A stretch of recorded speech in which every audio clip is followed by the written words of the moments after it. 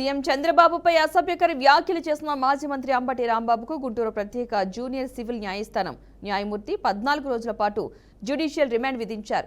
గుంటూరులోని గోరంట్ల వద్ద అంబటి రాంబాబు తన వాహనంలో వస్తూ పోలీసులతో పాటు చంద్రబాబుపై వ్యక్తిగత దోషులకు పాల్పడ్డారు. గుంటూరు జిల్లా టీడీపీ అధ్యక్షుడు పిల్లి మాణిక్యరావు, నల్లపాడు ఎస్ఐ ఇచ్చిన ఫిర్యాదు ఆధారంగా అంబటి రాంబాబుపై నల్లపాడు పోలీస్ స్టేషన్లో 2 కేసులు నమోదయ్యాయి. ఈ కేసుల్లో అంబటిని శనివారం రాత్రి పోలీసులు అరెస్ట్ చేశారు. నల్లపాడు పోలీస్ స్టేషన్కి తరలించి అనంతరం గుంటూరు ప్రభుత్వ ఆసుపత్రికి తీసుకెళ్లి వైద్య పరీక్ష తీయించారు. ఇక రాత్రి స్థానిక ప్రత్యేక జూనియర్ సివిల్ జడ్జి న్యాయస్థానంలో హాజరుపరచడంతో అంబటికి 14 రోజుల రిమాండ్ విధించింది. ఏదైతే అంబటి రాంబాబు మీద 14 రోజులు రిమాండ్ విధిస్తూ కోర్టు ఆదేశాలు ఇచ్చింది. అంబటి రాంబాబు గారి తరఫున పొన్నవాళ్ళ సుధాకర్ గారు వాదనలు వినిపించారు. అంటే అన్ని bailable offences below 7 years imprisonment ఉన్న కేసులు కాబట్టి దాంట్లో బెయిల్ ఏమని వాళ్ళు వాదన వినిపించారు. అలానే అంబటి రాంబాబు గారు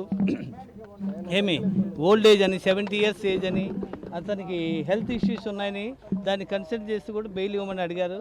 కానీ దాన్ని కోర్టు భావించకుండా అతనికి 14 రోజులు రిమాండ్ విధించింది.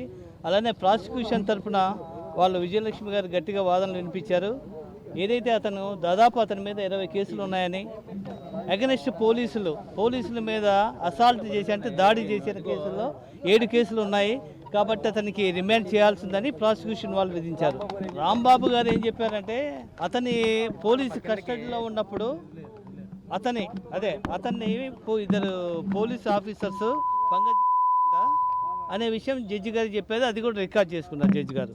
అంటే ఎలాంటి కోర్టు అది భావించలా, అతనికి దెబ్బలు ఉన్నట్టు లేవు కాబట్టి అతను రిమాండ్ ఇచ్చింది.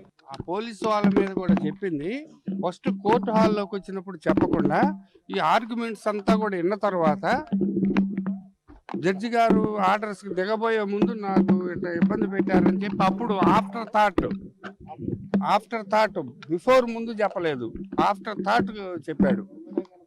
కాబట్టి దాన్ని రికార్డ్ చేసుకున్నారు. దాని మీద జరుగుతుంది.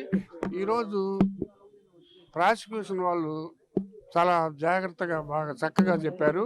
వాళ్ళ యొక్క ప్రజెంటేషన్ కానీ అంతా కూడా చక్కగా ఉంది. అదేవిధంగా వాళ్ళ డిఫెన్స్ వాళ్ళు కూడా వాళ్ళ వాదనలు వాళ్ళు వినిపించారు. ఈ 2 వాదనలు నిన్న మీదట ఏదేమైనప్పటికీ ఒక మాతృమూర్తిని ఆ విధంగా తిట్టడం అనేది కూడా సభ్య సమాజం కూడా ఇది ఎవరు కూడా సహించాలన్నటువంటి విషయము. మన చరిత్రలో కూడా చూసాము. రామాయణంలో సీతను జోలిపోయి ఏమయ్యారు, అలానే భారతంలో ద్రౌపది జోలిపోయి ఏమయ్యారు, భువనేశ్వరమ్మ గారు జోలిపోయి ఏమయ్యారు, వంశీ కనపడకుండా పోయాడు. చరిత్ర చెబుతుంది. దీంట్లో ఏం చెబుతుందో చరిత్ర ముందు మనందరం చూడాలి.